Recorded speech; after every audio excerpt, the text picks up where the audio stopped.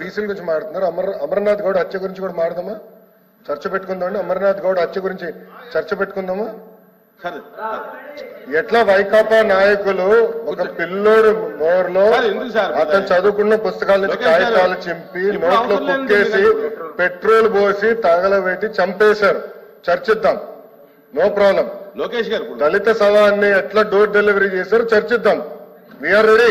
లోకేష్ గారు అంతేగాని పద్దాక గౌరవ సభ్యుడు చెప్తున్నారు, చెప్పలేండి. చైర్మన్ గారు ఆల్రెడీ ఒక రూలింగ్ ఇచ్చారు. పద్దాక రోడ్ పైకి వస్తాం. కరెక్ట్ గారు త్రిమూర్తుల గారు మారదామంటే రెడీ. వీఆర్ రెడీ సార్, మారదాం. అమర్నాథ్ గౌడ్ గురించి మారదాం. మీ ఎమ్మెల్సీ సభ్యుడు అనంతబాబు గారు ఏం చేశారో అది కూడా మారదాం. చేయలేదా? లోకేష్ గారు చేయలేదా? అనంతబాబు గారు సవాన్ని డోర్ డెలివరీ చేయలేదని చెప్పండి. మీరు చెప్పండి, చెప్పండి, చెప్పండి సార్, చెప్పండి. సవాన్ని డోర్ డెలివరీ చేయలేదా అని అడుగుతున్నా. త్రిమూర్తుల గారు చెప్పండి. బీసీల గురించి మాట్లాడుతున్నారు కదా, అందుకనే మాట్లాడా. అమర్నాథ్ గౌడ్ గురించి కూడా మాట్లాడా. Challenging. Let us discuss. Lokesh గారు లెట్ us డిస్కస్. లోకేష్ గారు సార్ ఆయన కూర్చోమనండి sir. I have right. I'm minister of the house. I have right to talk.